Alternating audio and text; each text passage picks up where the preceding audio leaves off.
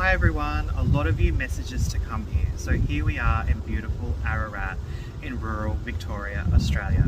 And you'll see behind me the Aradale Lunatic Asylum, which was in operation for over 126 years from 1865 to 1993, where inhumane and horrendous things happened to the patients. At its height, over 1,000 patients were here. So follow us as we adventure inside to talk to the spirits of the mind. So this is creepy. We're just going to Aradale Asylum. First impressions, yeah. I think we might be in for a busy night.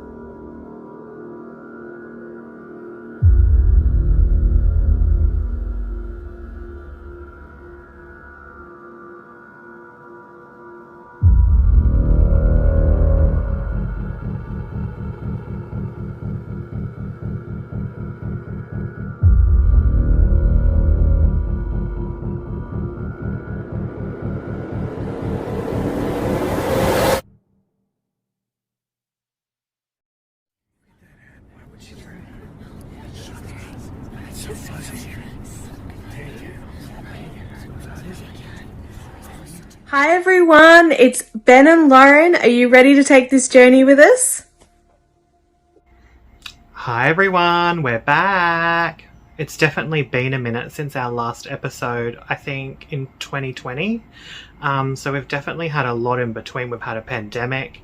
I've been quite ill from COVID and back on the road to recovery and out road tripping with Lauren. So it's great to be back and just share this adventure with you all. So this is so exciting, Aradale. It has been a minute for sure, but Ben and I are very excited to share with you our adventures at the Aradale Asylum. So the journey to Ararat was quite something as we were coming from the Great Ocean Road. As you can see from the footage, it was quite stormy and torrential rain. So that really set the scene for what we were in for that evening. Okay, so to set the scene, the day that we were attending the tour at the Aradale Asylum, it was very rainy. In fact, it was torrential rain on that day as we were travelling across the countryside in Victoria, and it sort of set the scene for what was to come. And it was a really palpable energy that stuck around all day and really sort of hit its peak as we were driving up that ominous driveway heading towards the infamous Aradale Asylum. Oh my god, yes, the drive up the long, windy driveway in the dark. You can see for yourself what it was like. I blocked out the sound because I was swearing the whole time, going, oh my god, what have we got ourselves into? This is how horror movies start, right? So at the end of that long, windy driveway, you're just greeted with this monstrous big white building that's just in front of you. It's quite intimidating. I definitely remember you saying this is how horror movies start and saying I'm going to have to block out the audio. But everything that you were saying was kind of summing up the moment and how it was all feeling. And I don't think either one of us kind of expected to feel anything that strong, based on previous experiences, you feel things here and there, but not that far away from the actual location. So it was definitely, I'm just so glad we were together, because my goodness, I don't think I could have done that by myself.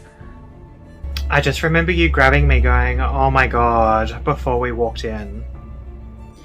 It was definitely intimidating just seeing this big white building ahead of us. And if memory serves, there was one light, was there not? Or little spotlights that sort of lit up only the entryway to the administration building. So it was all dark aside from that. And I guess it was very atmospheric. Atmospheric is definitely the right word. But you know, you and I put ourselves in these situations, don't we?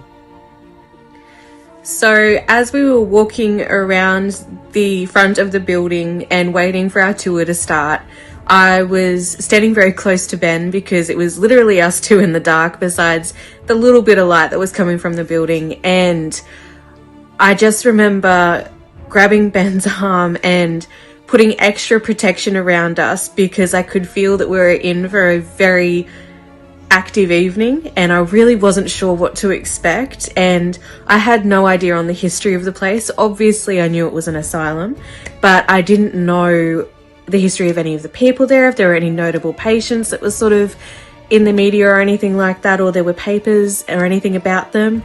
And so I was just wanting to be prepared for everything, and I had butterflies in my stomach. I felt quite apprehensive, but I was also really, really excited, and it was nice to have a little bit of time before our group kind of got together with our tour guide Matt to head through the wrought iron gates that were in front of us and to stand in that courtyard. And as soon as the tour began and we had our lanterns and off we went, Matt started talking about the history of the place, and he led us down to the mortuary, which was going to be our first location visit of the evening.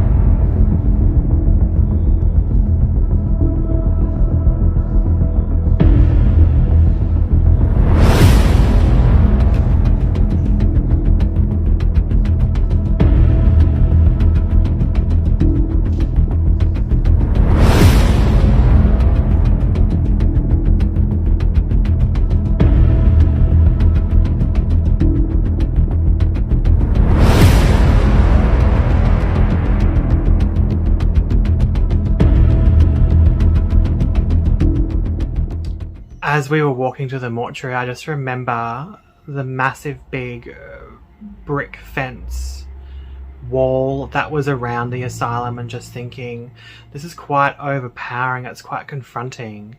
Once you're in here, you just get this feeling of, that's it, there's no way out of here now.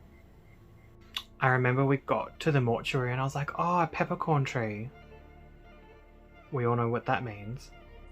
You're right, we certainly do put ourselves in these situations, and there's no one I would rather be doing it with, because I always feel safe with you, and I think that kind of helps both of us get through it. Likewise, Doll, we definitely bounce off each other, feed off each other, and complement each other. I think it's a great combo. I remember seeing that wall too and just thinking, my goodness, what a structure, and what a strong message to all the patients there. If I'm remembering correctly, Matt called it the ha-ha wall, was it? Because people could look from the outside in, but patients couldn't get out. I don't know if I've got that right. You can correct me if I'm not. But definitely was quite a presence right next to the mortuary. And yeah, definitely the peppercorn tree. I had no idea what that meant. So I learned something new, and you definitely had a sense of what that was even before Matt said it. You got 10 points for Gryffindor for that, didn't you? So peppercorn trees were planted to hide the smell of the mortuary. So we were told as entering the mortuary that this was the least place of activity and not to expect too much. I definitely think that our tour guide, Matt, gave us a false sense of security when it came to entering the mortuary and what to expect. I just didn't expect it to be so full on right at the start. So as we entered the mortuary, Matt kind of talked us through some of the equipment and explained some of the experiences that people have had there in the past, including himself. And he asked for 2 volunteers, well, he only really needed 1, to lie on the autopsy table or to lay on the drawer table. And nobody really wanted to do that, of course. And so Matt took up residence on the drawer table, and I walked over to where the autopsy table was because some part of me wanted to sort of lay on there and experience it. However, I decided not to do that. And as we turned off our lanterns and the room went dark, it became instantly different for me energetically. I was standing, I think, behind, so for the furthest sort of towards the wall behind the autopsy table, and I felt this presence come up behind me. It was like someone had come up and physically stood behind me, and it was a physician.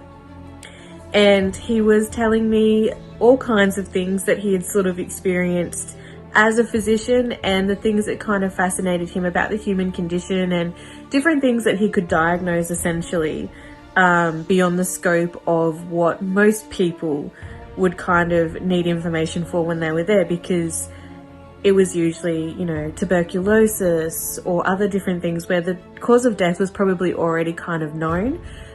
It was more of a fascinating thing for him on his side of things to really take a look at what was going on inside and to form theories and to diagnose from there. It was a really interesting experience, but I must say by the time it was time for us to sort of leave the mortuary, I was more than ready to leave him behind. I definitely remember the moment that we turned the lights off. We're in the mortuary. You were in one corner, Lauren, and I was in the other, and I could still see you because you had a piece of equipment and I could see the little LED light on it flashing. So I was like, okay, there she is, just keep focus on her. So I was taking photos of Lauren when she was connecting with the spirit of the physician, and I can show you guys that.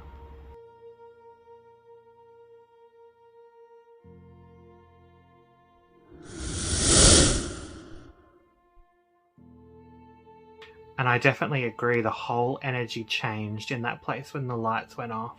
And I was wearing a big fluffy white jacket, and when I was in my corner, I was just getting touched up the left-hand side of my body, like they were just running their hand up and down, like just taking the mickey. They were like, let's see what we can do here. But definitely full of energy in that place. And look, there was no way that I was going to lay on the autopsy or any of the mortuary tables. I did not need any more trauma. Thank you. And your white jacket being touched is going to be a continual theme throughout the rest of our evening at Aradale, because it was quite popular with the spirits and also with our tour guide, Matt. You definitely unsubscribed from that trauma, and I think Matt was a little bit disappointed. I think he thought you were going to be the one to step up, and I'm really grateful that you didn't, because it wasn't an experience you needed to have, and you still felt and were part of it without having to put yourself in that position. I just remember thinking that we were in there for hours, but literally it was 10 minutes and we were off and out and up to the men's ward. Now the men's ward is where you really excel, Joel, with your gift in connecting with spirit.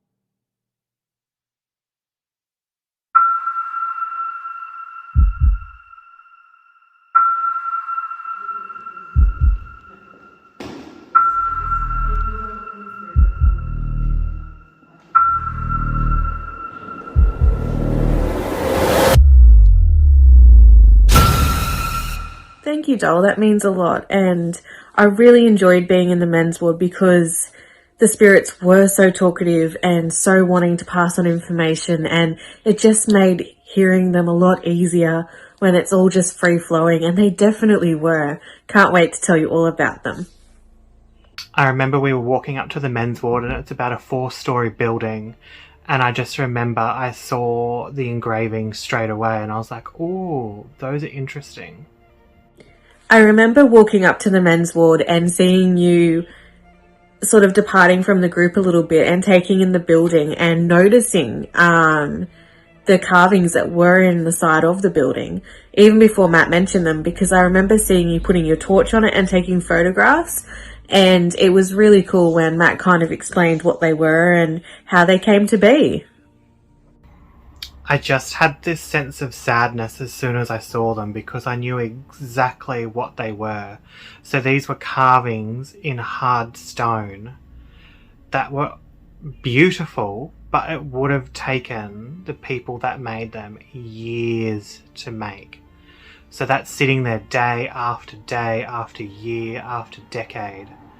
And I can show you guys what they look like.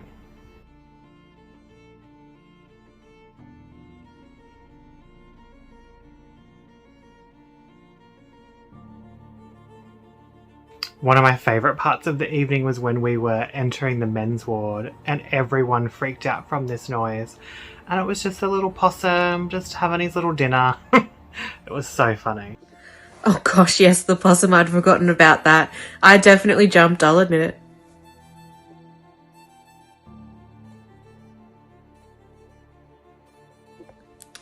So entering the men's ward was a little bit confronting after hearing a little bit of the history about it from our tour guide, Matt. Going in there was this presence of energy, and there was a lot of residual energy from the second we walked through the door. And as we climbed the flights of stairs to go up to what I believe was the 3rd level, there was 4, I believe, in total. As we were climbing up the stairs to go there, it was definitely building and pressure, and there was a lot of smell that was deeply unpleasant, that was there from, I am assuming, the time that Aradale was still open, and smells that they couldn't probably remove from the building. So that was all kind of building to us going up to this one area where we could see some of the rooms that the men were in, and also off to the ECT rooms. Now, ECT is electrocurrent therapy, and it was something that was used quite a lot during Aradale's time open on patients. And Matt kind of described, you know, you were not very lucky to be the first person, but you were certainly not lucky to be the 100th person in line to have that done to you that day.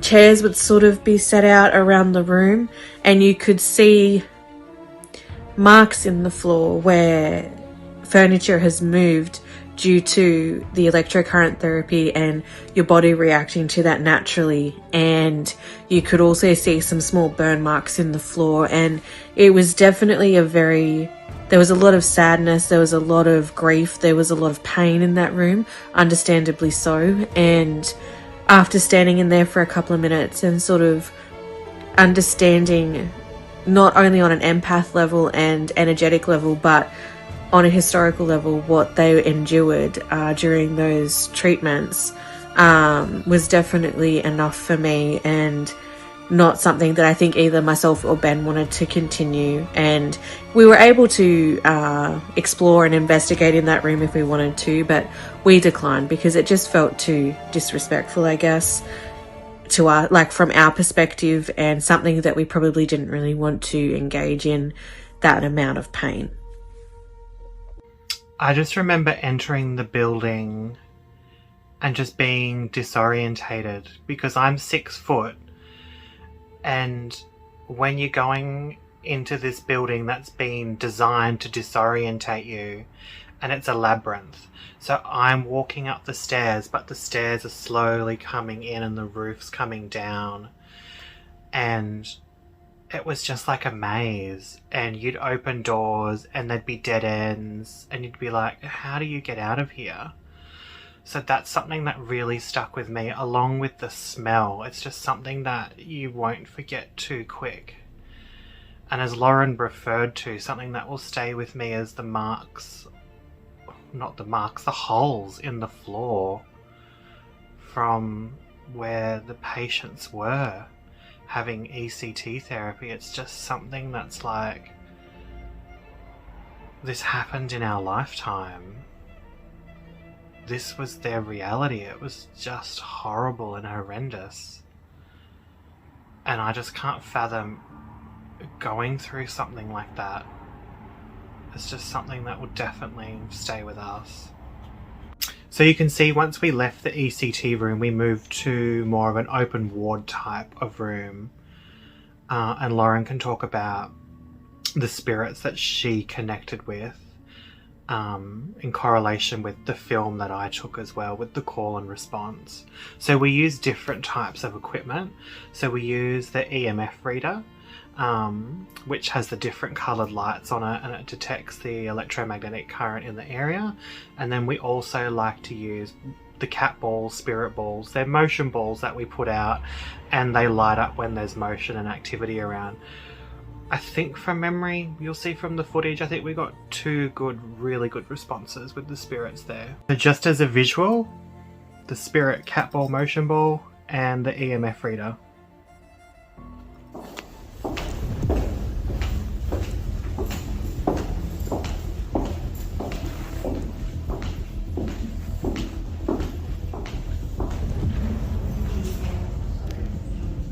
Hi everyone! Hi. We're here at Aradale Asylum and we're currently in the men's ward. It's kind of creepy, but we're going to see how we go. Smells like piss. Yeah. So we've just put out some spirit balls so they'll light up, and a few other devices. One of the things as well that measures temperature and energy. We'll see how we go. Wish us luck.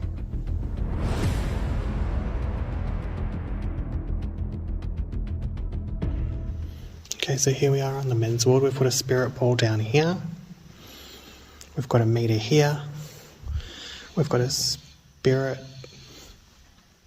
Okay, hello.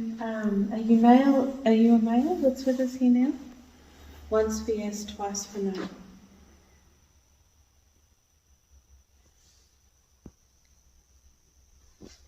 Can you tap the box for us? Okay, thank you. Are you a patient or a staff member? Once for yes, once for patient, twice for staff member. Okay, wonderful. And you worked on this ward, once for yes, twice for no.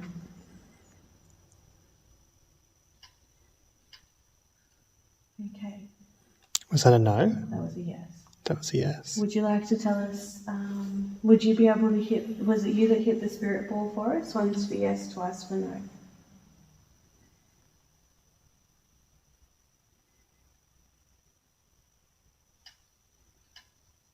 Thank you.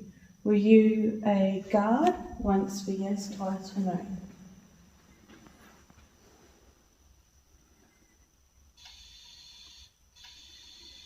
Okay, were you a warden? Once for yes, twice for no. Okay, I guess that person is done with us.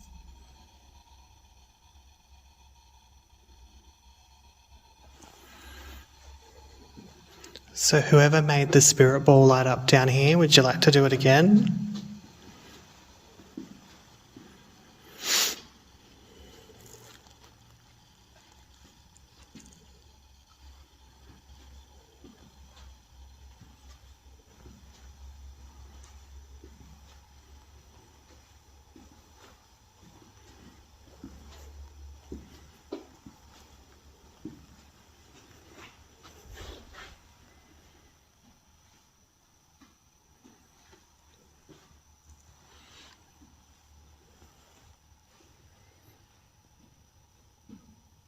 Is there anyone else here that would like to speak to us? You can tap the box that's over here on the office window. make it flash red. Or the spirit box, the ball down here, just tap it to make it light up.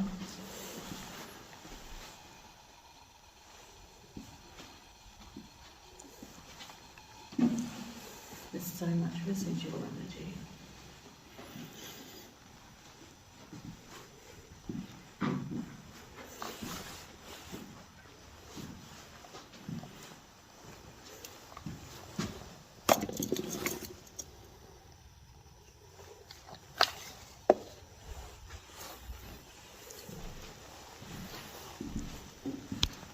That's all you have to do to light it up is touch it. Touch it like we are. And that's all you have to do. Okay. Is there someone that would like to talk to us? Once for yes, twice for no. Tap the box. Okay, are you a patient here? Once for yes, twice for no.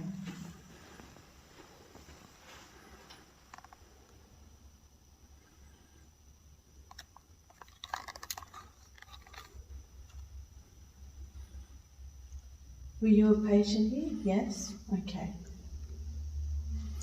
Did you stay on this ward? Once for yes, twice for no.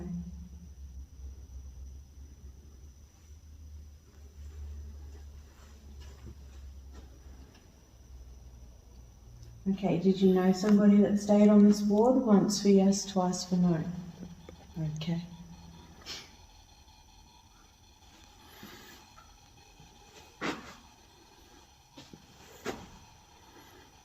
Get a vibe from this room.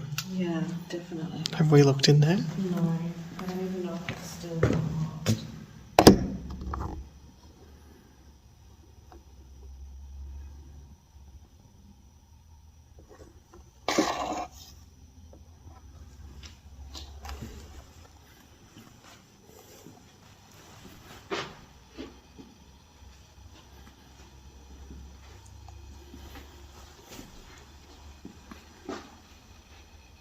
I can feel a couple of gentlemen here.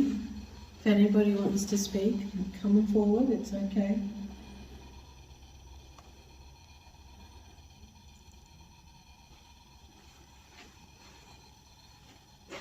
Oh, did you see that? I saw someone standing down the hallway, but I didn't see anything from the office. What did you Something just went shoosh.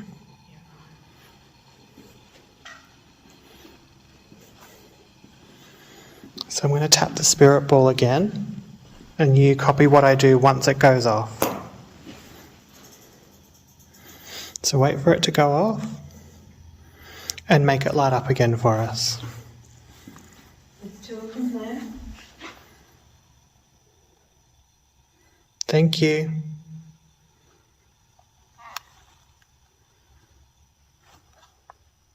Okay, alright. Because that's at least a few meters away from me. Were you a patient here? Once for yes, twice for no. Just tap the box.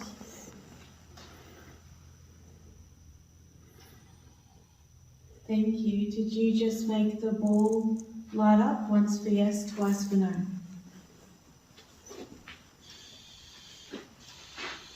No. Okay. Would you like to speak to us? Once for yes. Oh, you don't want to talk to us? Okay. No. That's a hard no, that one. Would you like us to leave? Once for yes, twice for no.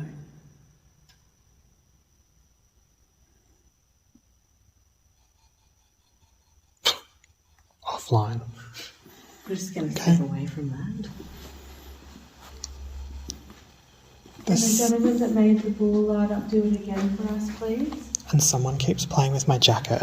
Yeah. So I'm wearing a really fluffy jacket, everyone. And someone keeps rubbing up the back of it.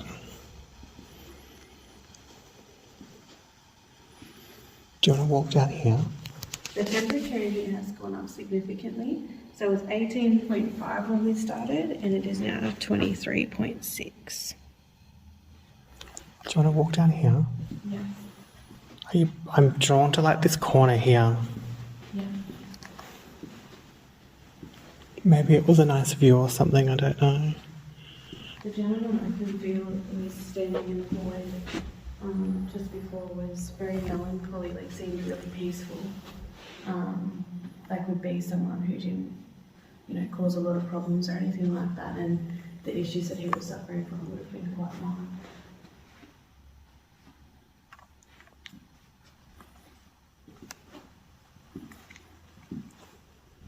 And I wouldn't say that he wanted to be here, but it's like he understood why he was here and accepted it, if that makes sense. I keep hearing a D name, like a Daniel or a Darren or something like that. I feel like it's more of a Daniel.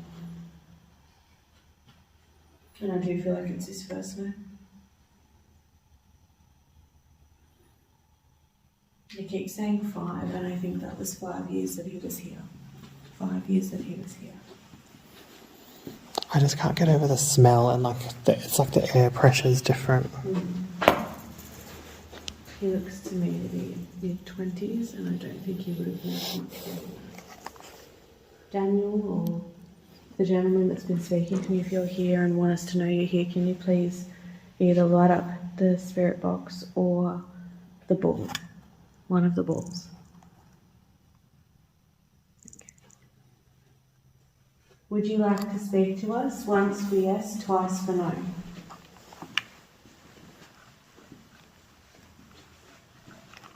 Tap the box.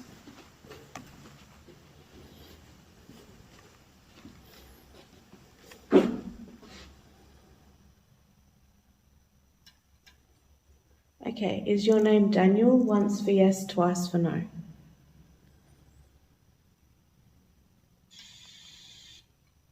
Thank you, Daniel. Were you here for 5 years? Once for yes, twice for no.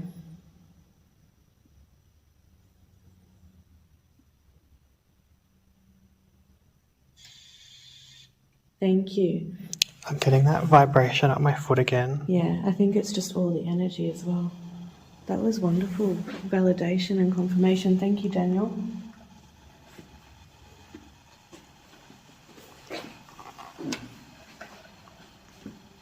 Okay, and I can see that there's someone here with a bit of personality. Would you tap a ball for me, please? That would be great. I would love to see one of those balls light up because you feel like you're a bit of a stirrer, if you will.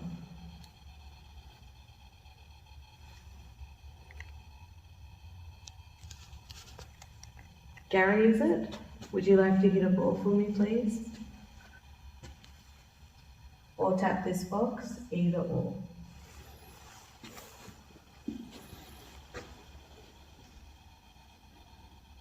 I can feel you're a bit of a larrikin, so come on.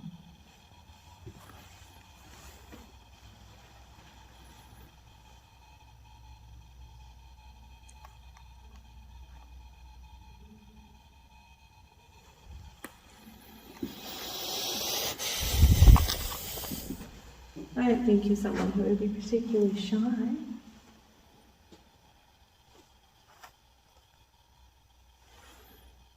We're open to talking to you if you'd like to talk to us.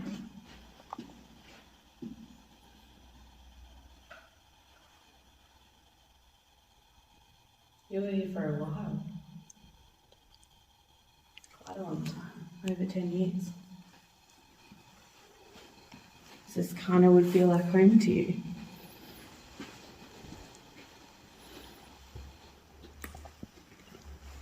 Okay. Would you like to talk to us? Once for yes, twice for no. Tap the box.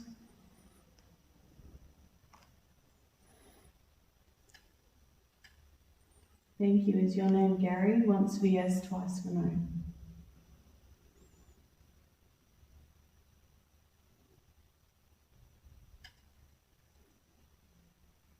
Is that no?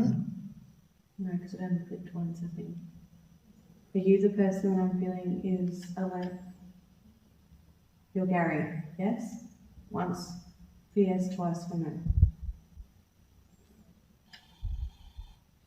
Okay, thank you. And you have a big personality, Gary, yes? Once for yes, twice for no.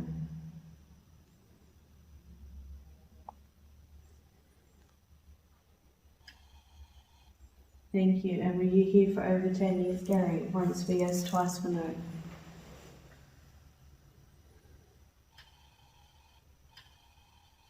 No, I had that wrong. That's okay. Were you here for under 10 years? Once for yes, twice for no. Thank you. And you're a patient. Once for yes, twice for no.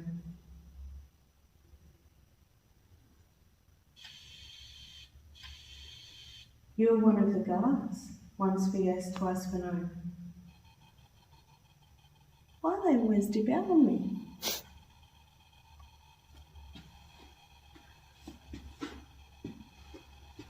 Thank you for your confirmation on some of that information, Gary. That's wonderful. So he was a guard? I believe so, yes. Okay. Because he was here for a long time. I could definitely feel that. Obviously, it wasn't 10 years, but I heard 10 years, so I thought it was at least 10 years, but there you go.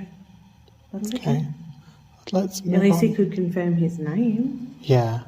That's Let's great. move on to the next room. Okay, we're in the box. Okay, thank you.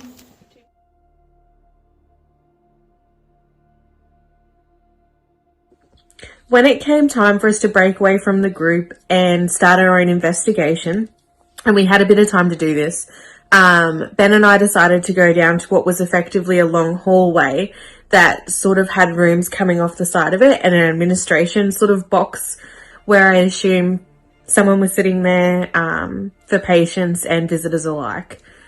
We set up the room with spirit balls, an EMF reader, and also a spirit box. Now that was something that, neither one of us had kind of worked with before. And so we set the spirit box up on the administration box kind of thing and set the balls, one down the hallway where we were sort of looking towards and one off to the side. And the room was dark. We didn't really use much light and we had the lantern on a red light so that it wasn't as bright. As we were standing there, I started feeling a melancholy presence of a soul, and he told me that his name was Daniel and that he, was a patient there. And we captured some really great footage from that experience and in talking to Daniel, and the spirit box was something I didn't expect it to work in the way that it did and to really confirm the messages that Daniel had given me about himself with yes or no responses with him touching the box and lighting it up. So you would say to him, "Is your name Daniel?"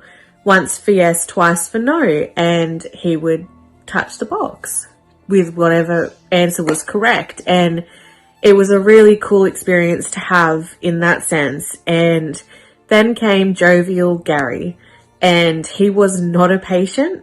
He was someone who was connected to the building in a way that we weren't aware of at the time, because I did ask him if he was a guard or if he was a patient, and he said no to both of those things. Once we reconnected with the group, that kind of made sense. As I was standing in the room, you could just feel a lot of residual energy, and you could feel how busy that thoroughfare had been, and you could feel a lot of presence from everyone that had been there. There was a lot of different conditions being treated at the time, and I was trying to be very aware of that and how I approached Daniel in particular, because he was a patient. And I just felt there was this, I wouldn't say necessarily sadness, but melancholy about him. And I did feel that he was a patient that would have been pretty receptive to treatment. And he definitely seemed very connected to Ben, because even though he was talking to me, he didn't sort of come near me. I didn't see him walk close to me, and I certainly didn't feel him do that. However, he did stand close to Ben, and he started to play with his jacket. And I believe there's an experience with Daniel that Ben would like to share with you as well. I've got someone here that wants to make a cameo appearance because she kept crying at the door. Say hi, everyone. So as Lauren was connecting with the spirit Daniel, I was busy filming. As I always say, Lauren is the face and I'm behind the scenes. But as Lauren was further connecting with Daniel, I was getting this sensation of someone playing with my jacket again up and down my arm. And I was overcome with almost this type of sadness. I'm assuming now that I look back from Daniel, as I think he identified something in me that we shared in common, almost kindred spirits. As you'll see from the footage, when Lauren was further connecting with Daniel, I was getting this sensation of pins and needles up my left leg, and we couldn't fathom what it was at the time, but now, looking back, I seem to think it was something to do with the ECT, the sensation. Daniel was trying to connect with me in a way that I would understand in this realm about what he went through and the struggle and the sadness from it all. It's just quite overwhelming, really. As being a queer gay man, you would have been sent to places like this, like the asylum, to have this type of therapy to try and make you normal. So this has still been going on in our country up until the last 2 years, where some states have now banned it. I definitely still feel Daniel's sadness and sorrow. It's something that I won't forget anytime soon. I could sit here and talk to you all day about the experiences in that room with Daniel and Gary and how amazing it was, but I think we'll let the footage speak for itself.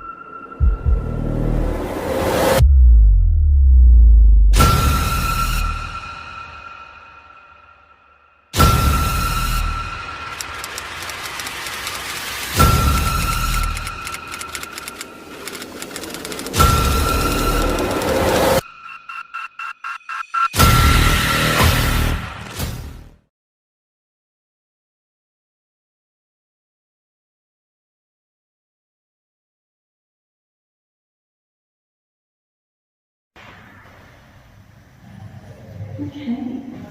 Do we have anyone here that would like to talk to us? If you would, you can touch one of the balls and make them light up, or the little box that's sitting on the floor.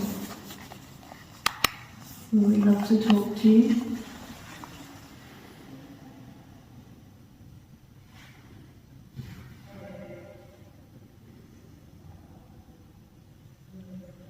My name is Lauren. And I'm Ben. And we're just here to talk. Oh, wonderful. Okay. Are you a female? Once for yes, twice for no. You can tap that one for me.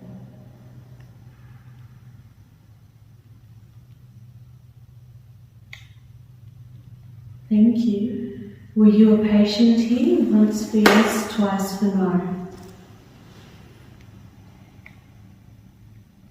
Thank you. Does lavender mean anything to you? Once for yes, twice for no.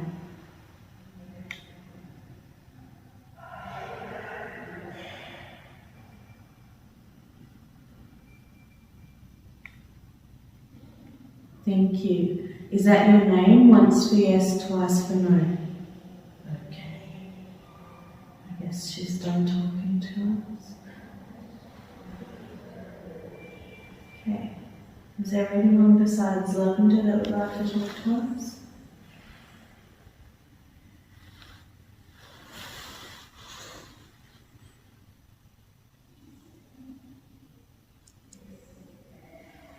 Belinda, would you like to come forward and have a chat? can touch one of the balls or the little device.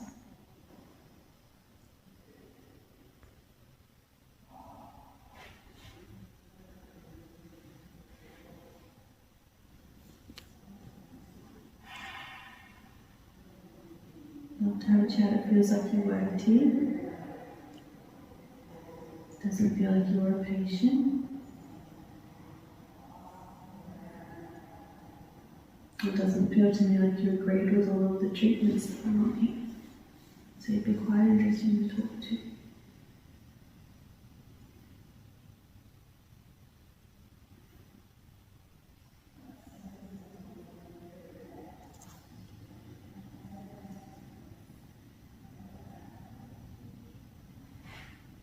Okay, would you like to talk to us? Once for yes, twice for no.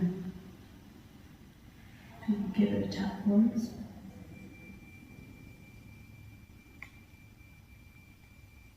Thank you. Am I speaking with Belinda? Once for yes, twice for no.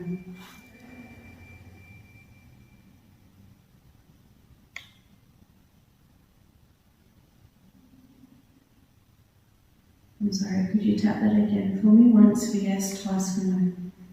Thank you. And you worked here? Once for yes, twice for no.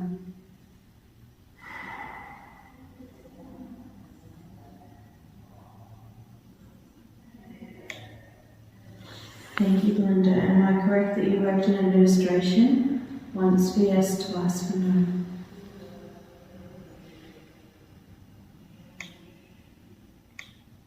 No. Were you a nurse here? Once for yes, twice for no.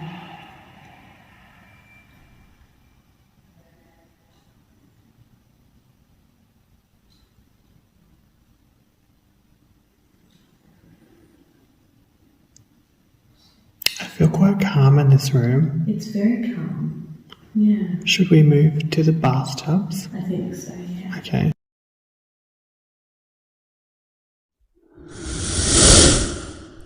Once we left the men's ward, it was time for us to start exploring the women's ward. And as you can imagine, the same sensations were there, the smells, nowhere near as bad as the men's, I will say that. And the energy that was there was definitely palpable as well. After going through a walkthrough with Matt, our tour guide, we definitely had the opportunity to again explore. And the first room that Ben and I went into was carpeted sort of area where it was sort of off from where all the rooms were. We didn't get a lot of activity in this room, but we were using the spirit balls and the spirit box predominantly while we were in there. And I remember hearing the name Lavender, and I felt like that was connected to a woman that was a patient there. And the spirit box started lighting up, and Lavender definitely popped in and gave some confirmation of the fact that she had the name Lavender and that she was a patient. We sat in there for about 5 minutes, and a spirit of Belinda started coming through, and she was someone that I felt worked there. And so I was kind of doing a call and response, talking to her before she started engaging with the spirit box to confirm that she was Belinda, that she did work there, and I believe she started to confirm she was a nurse. Now, remember Belinda because she comes up again later. Now, the women's ward had a completely different feel to it. I wouldn't...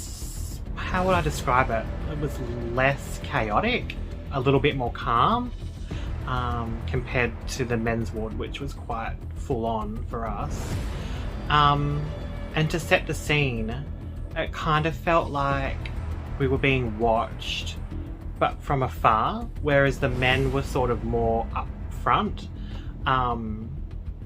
Yeah, but to set the scene, I was wearing boots with a wooden heel.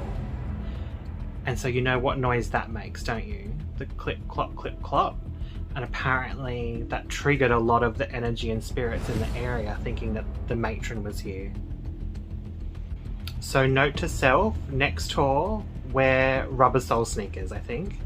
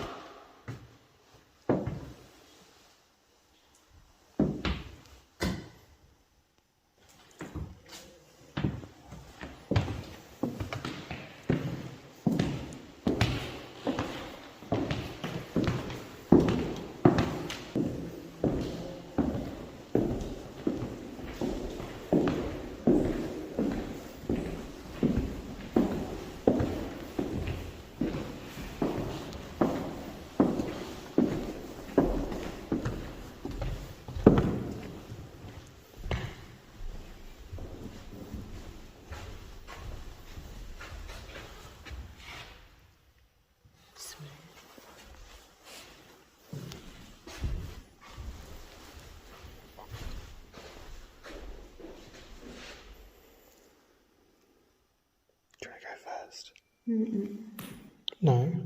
Okay.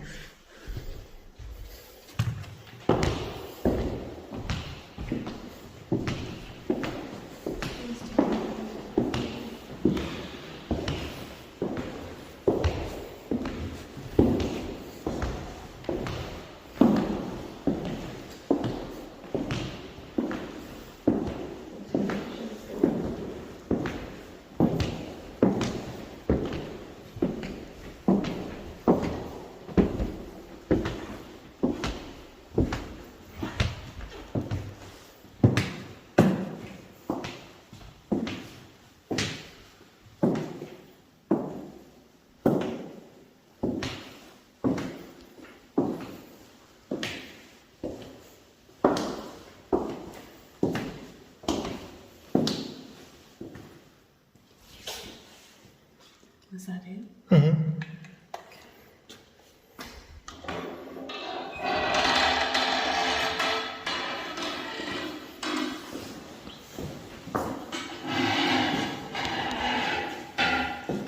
I'm kind of curious to see if this goes up, the temperature. So what's the temperature right now? 18.8. Yeah, 18.8.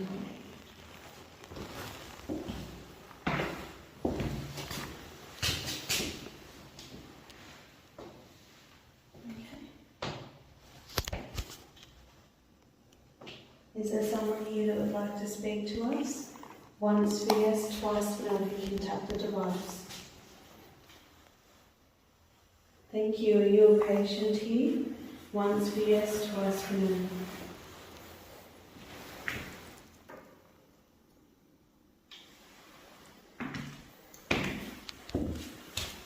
I'm sorry, honey, could you do that again for me, please? Once for yes, twice for no. Thank you. And are you a female? Once for yes, twice for no.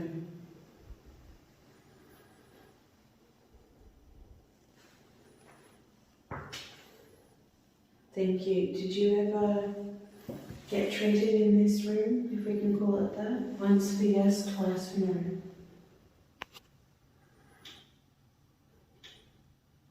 Okay. Do you know somebody that was? We will.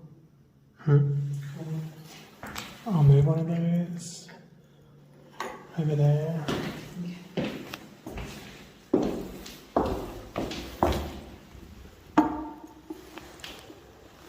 And then do you want to stand closer to them?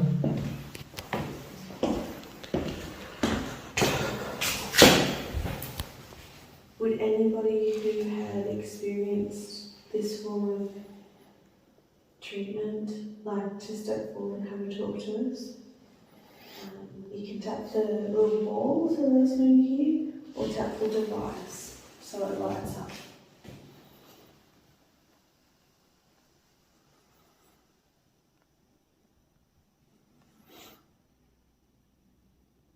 Keep hearing the name Gloria. Is that somebody that would like to speak to us?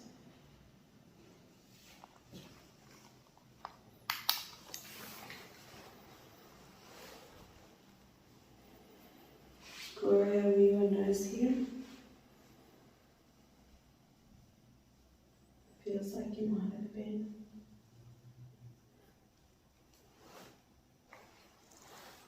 Can't imagine what that must have been like to work here and have to be part of all of these things. It can't have been easy.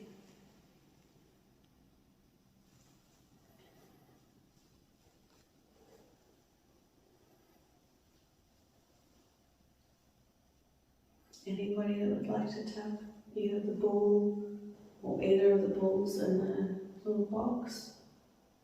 Make them light up. Okay, wonderful. Thank you. Are you a male or a female? Once for a female, twice for a male.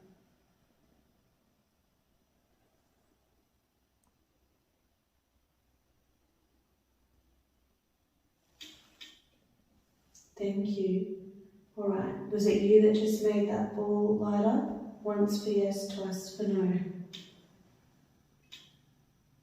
Okay. Am I speaking with Gloria? Once for yes, twice for no.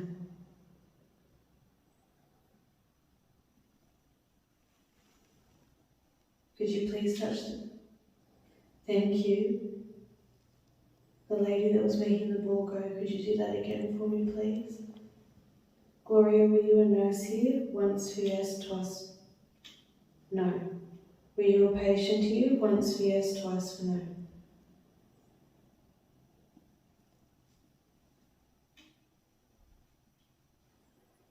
Okay.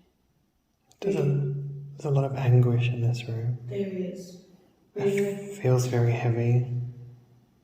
I think that just agreed, yes. We're really sorry for what happened in here. It can't have been easy. I can't imagine what it would have been like. Being chained into the bathtub. We're really sorry you had to experience that.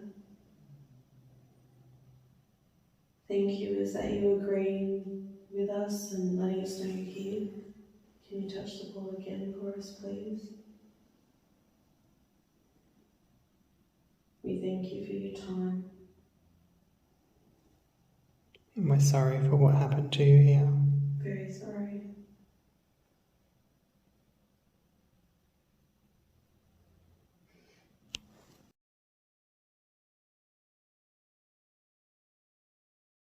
So the next room that we moved into was the bathroom in the women's ward, which was very heavy,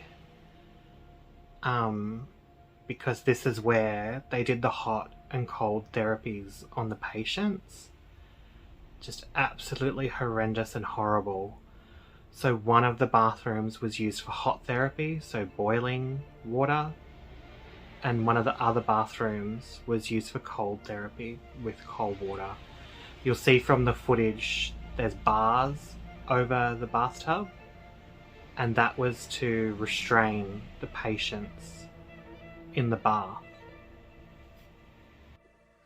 So as Ben said, the bathrooms contained 2 baths, one for boiling hot therapy and one for cold therapy.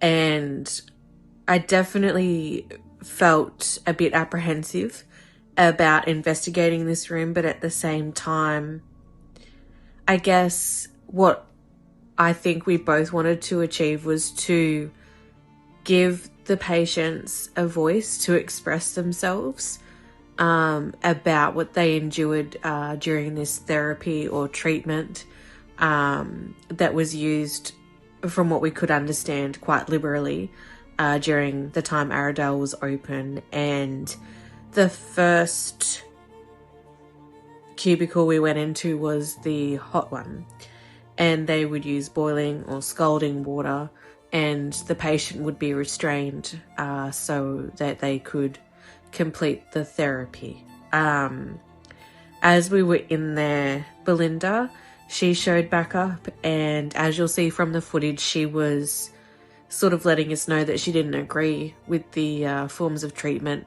that went on in this room. And I just got the sense, and I think Ben did too, that there was just so much sadness and grief, probably more so in the women's ward in these areas than there was in the ECT room. The hot therapy room, it definitely had a pungent smell still to it, from what we can only assume is partially from during operation of Aradale. And the cold therapy room, there wasn't as much energy in there, but a Gloria showed up as well. And from what I think we also gathered, she was an employee. And I guess, you know, being in that situation and having to be responsible for those therapies for those patients, it would have been quite difficult for them to voice or articulate their concerns or disapproval, because it was something that was ordered for them to do. So they were in a tough spot as well. I can't imagine anyone wanted to administer that therapy to anybody. And so I felt like giving Belinda an opportunity to express that, or to let us at least feel what that must have been like for her. I felt that was kind of healing and perhaps a little bit therapeutic for her, and it was definitely something that stuck with both of us since we visited Aradale Asylum. So as you'll see from the clip, Lauren was hesitant to go first, and you'll see me going through the door into the bathroom. Again, it's like a labyrinth. And in all these locations, we spent 10-20 minutes. But there was like this cloud that we were there for hours. It's really quite strange. In the hot therapy room, I felt Gloria probably quite strongly in that room, and Ben, you summed that up perfectly when you said there was a lot of anguish in that room, and that is exactly the best way to describe it. And Gloria agreed. So I felt her energy in there not too long after we walked in there, and it took her a few minutes to start communicating with us on the spirit box. Now, she responded to the spirit box by touching it and confirmed that her name was Gloria and that she was actually a patient there, and what we believed was someone who had gone through that form of therapy and or treatment. And when Ben was saying that there was a lot of anguish in the room, she actually touched the spirit box and it lit up once. So she definitely was agreeing. And as I was communicating with Gloria, one of the spirit balls went off, and that is who I believe was Belinda. And she touched it twice for us on command, which was pretty cool. And she was someone that worked there based on my previous communications with her. And I definitely did not get the sense that she agreed with that treatment or that she wanted to be part of those treatments in any way, shape or form. And had she had the ability to do so, I have no doubt Belinda would have made some changes and stopped those therapies if she could have. It was definitely part of the building that we didn't want to stay any longer in. And then so we moved on to the staff hostel.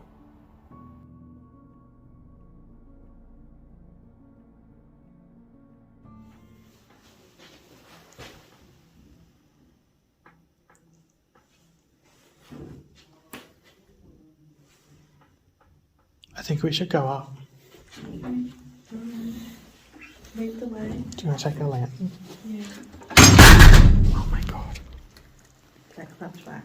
Sorry about that. So let's step in with the shirt.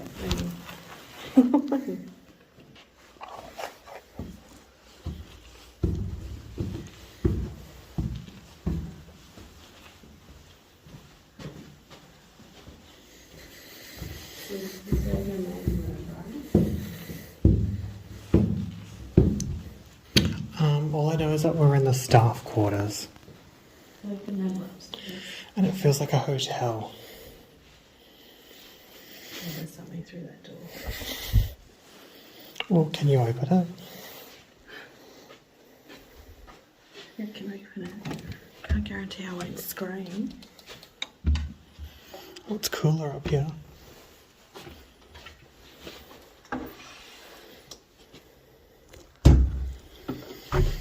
I don't know if that's for us.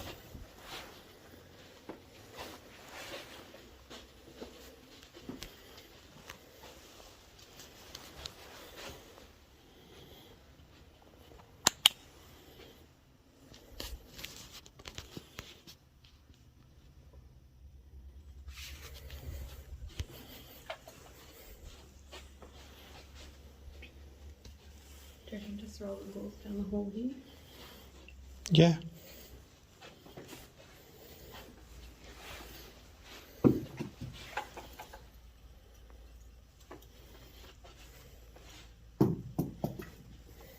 That one turn itself off. No, it's on.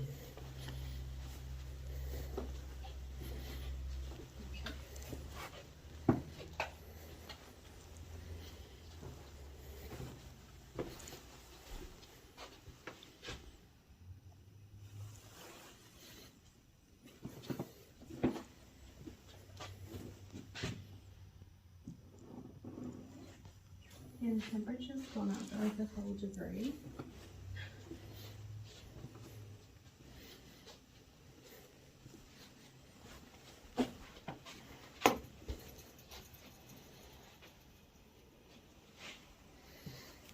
Okay. Alright, now I'm definitely feeling the energy around here. Is there anyone that would like to speak to us? If you could tap one of the balls or the box in the middle there to let us know.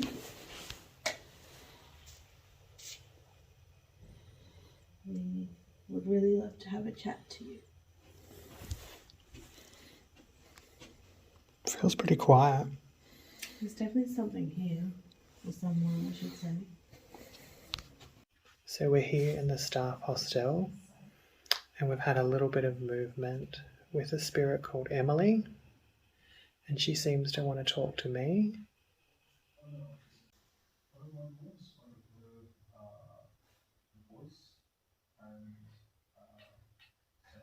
Okay. Have we got Margaret? Once for yes, twice for no.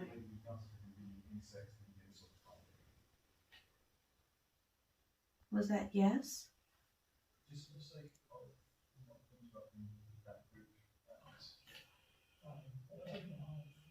Okay, do we still have Emily?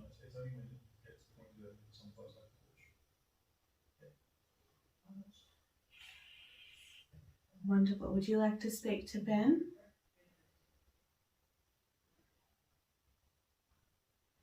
If you'd like to speak to me, No, she doesn't want to speak to you.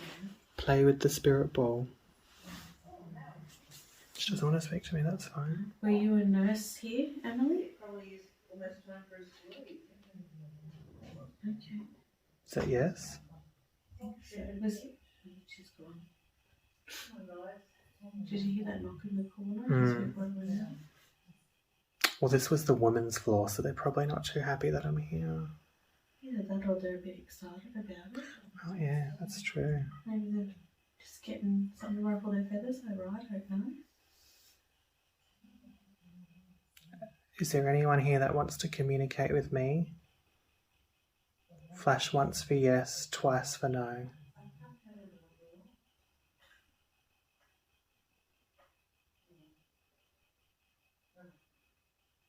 No, I'm not the hot topic tonight then.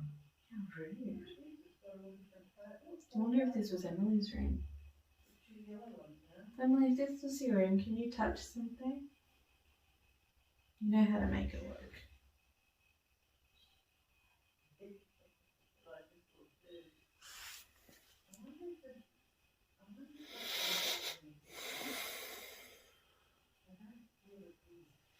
Are you still here, Emily? It feels very quiet in this part of the building. Very, very quiet. The temperature's dropped a little bit much.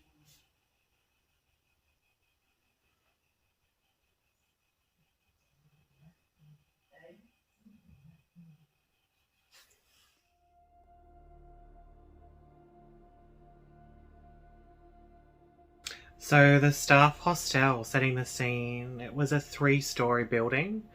So I think on the bottom floor it was communal, and then there were separate floors for men, women and couples. I think that's how it worked. So we ventured straight up onto the 2nd floor, which was the women's floor. And as you'll see from the footage, it just felt like an empty hotel. Just people packed up and left. There was still a few random things about, like toothpaste, a phone book, just things like that that people had left behind, just to make it all that extra creepy. You're correct. It definitely was communal, ladies and men's, and then couples, I believe. So we ventured onto the women's ward at first, and this is where we started to work with a different piece of equipment, the laser lights. So we're pretty excited about that, and hoping to get some results from that, given that every other location had actually been so active. I remember that you wanted us to go up onto the men's floor, and I was really, really hesitant. That's not something that I wanted to do. I just felt all this energy, and I gathered the courage because it felt like it was something we should do, and I'm glad that we did in a way. But as we climbed the stairs to go up there, I was like, I don't want to do this. I don't want to be here. I don't like the energy. I'm not interested. And when we got to the door to go in, I remember being incredibly hesitant and feeling like I would have a reaction to scream, basically. That's how foreboding the energy felt as we walked in there. And as we sort of set up the laser lights and the balls and the spirit box, I was hesitant to continue, but I pushed through, and we had only sort of just started that, and there's only a couple of minutes of footage from up there, because then I was just like, no, they want us to leave. Like, it's all I could hear in my head was leave, get out, no. And so I did take heed, and off we went. And I don't think we missed out on anything up there. It just was a very, I wouldn't say malevolent, but very angry male spirit, and he certainly wasn't interested in us invading his space. Yeah, on the men's floor, the energy was just really yucky, and we didn't want to be there. And you can see from the footage that your body language was like, okay, stay away from me, this is my space. But then again, it was also very quiet, so not a lot happening. But I did enjoy the laser torches, you'll see, shining it around. At least that way you could see if anything was, you know, coming straight for you. But yeah, I just had this urge to leave, like I just didn't want to be there.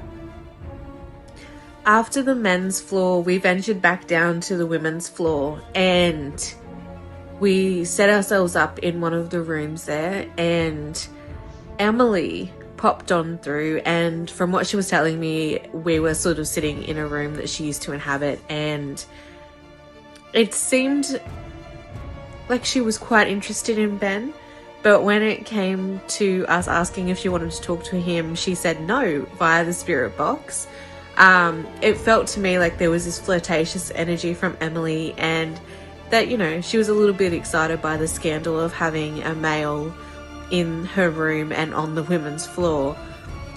She was definitely, she worked there. I believe she said she wasn't a nurse, but she worked there, and she was an interesting energy to feel. It was kind of a nice levity after being upstairs. I also felt a woman named Margaret, and so did Ben. I don't believe she really communicated with us much, but she was definitely present. But Emily definitely had the floor, and it would have been nice to learn a little bit more about her, but we're grateful that she came forward anyway. Yeah, rewatching the footage, you can see that Emily did try and come through, but she was a little bit reserved, I guess you would say. I felt quite calm in this room. Yeah, nothing hostile at all. By the end of the night, we were both pretty tired after 3 hours.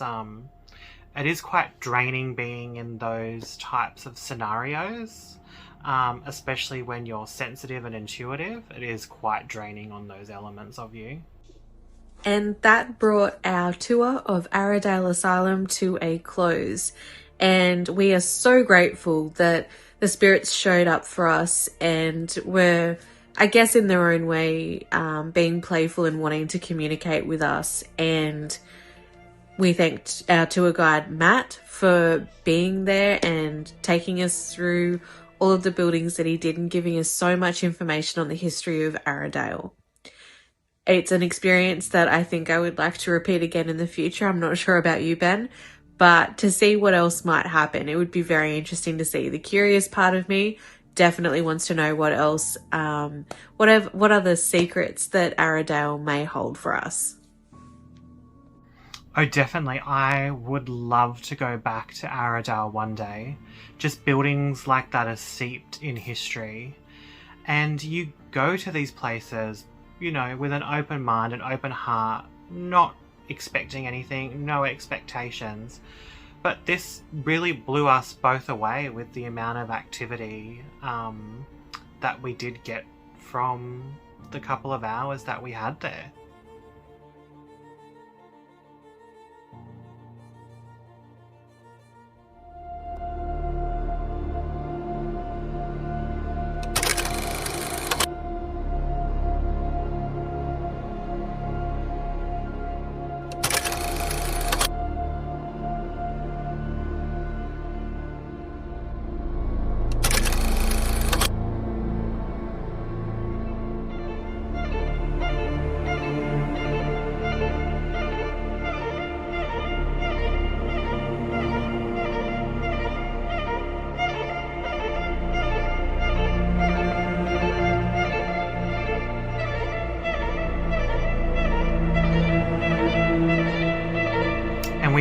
you've enjoyed our doco-series and episode 2, The Asylum.